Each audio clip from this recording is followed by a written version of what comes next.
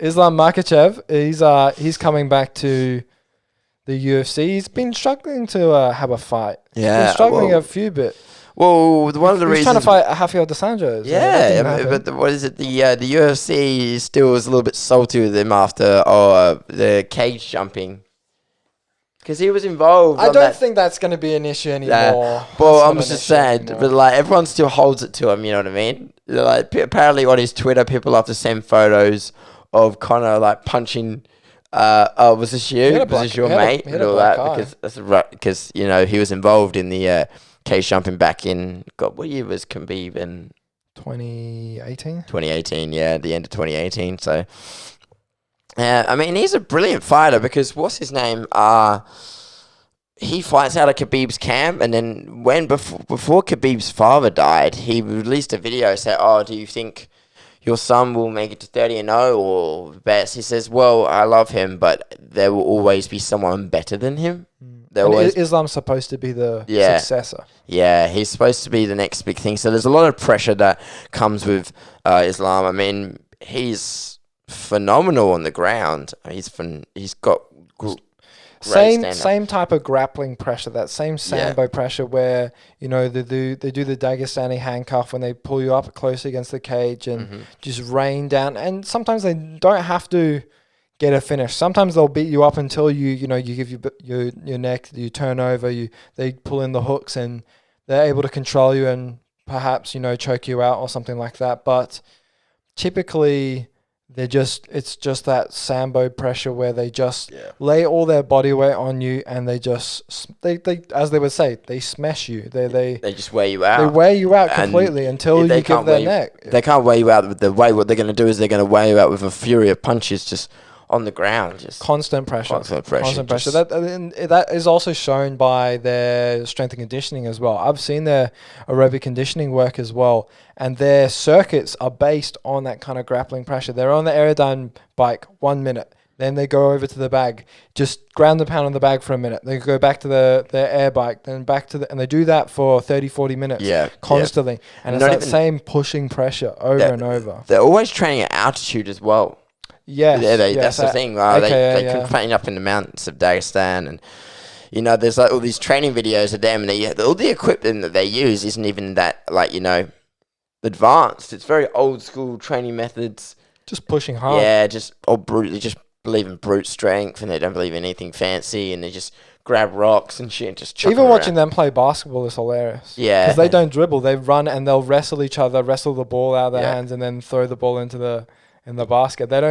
They don't dribble around and move around. There's no fouls in Dagestan. They just beat you up. No. The only thing they collect is broken bones, bloody knuckles, and dry scalps. Exactly. But he's going to be fighting Drew Dober, and Drew Dober definitely an interesting fighter to keep an eye on as well. Well, he's 23-9 with 1 no contest, so I'm not too sure what we're going to expect for this, but he's won his last two fights.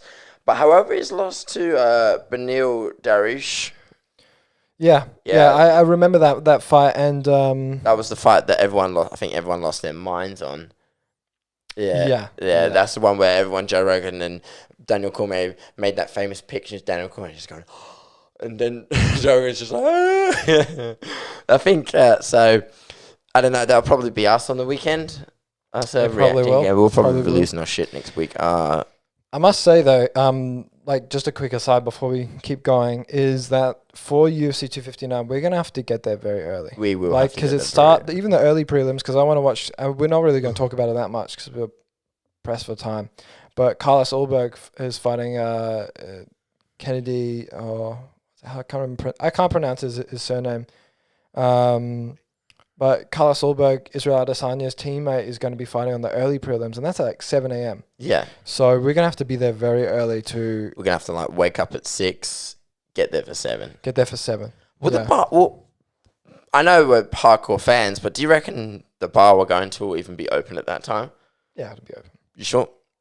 It will, and that's what's good is we can get there before everyone else so that we can actually watch all these fights in peace. Yes. Because when they start coming in and start pouring in, That's when we get old mate like Carrot Top and you get all kinds of people. All kinds of people. I mean, you certainly get a few casuals coming next year and they're going, oh, they're doing this fucking grappling shit. And that's what's going to probably happen with this Islam Makchachev. Oh, they're fucking wrestling. Oh, fucking gay. When they don't really understand not only just, just wrestling, but jiu-jitsu as well. They're like, oh, they're fucking rolling around. When they don't understand, like, the beautiful technique behind it. Yeah, how hard it is, especially when you're wearing those gloves. Yeah. I mean... We'll definitely get there early, and I'll have to remember which one we're going to this time. Last one.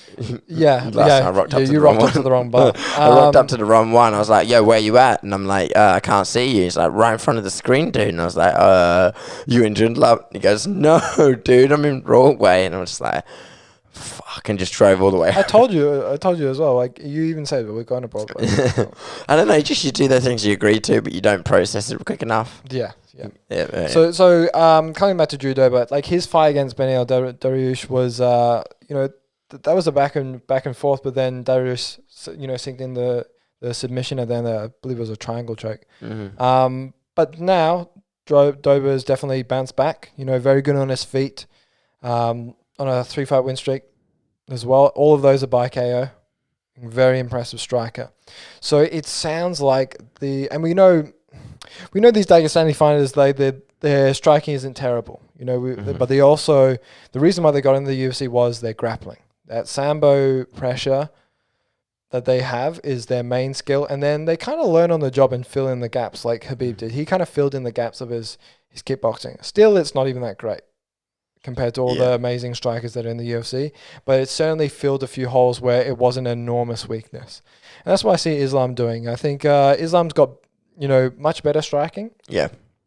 And it's almost like the old school, Dagestani grappler versus, American striker. Yeah. That's what it's looking Classic like. Grappler versus striker matchup. Exactly. Yeah. And Drew Dober, he comes from Elevation Fight Team. So I believe that's under, what's his name?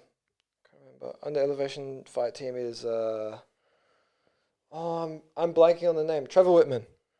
So amazing person to have in your corner. Trevor Whitman, very good at analyzing fights. Very good at breaking down game plans that can work in your favor. So it's certainly a really interesting fight. I know a lot of pressure's on Islam to be the next successor of Khabib to the title. I think that's certainly what Khabib's looking for.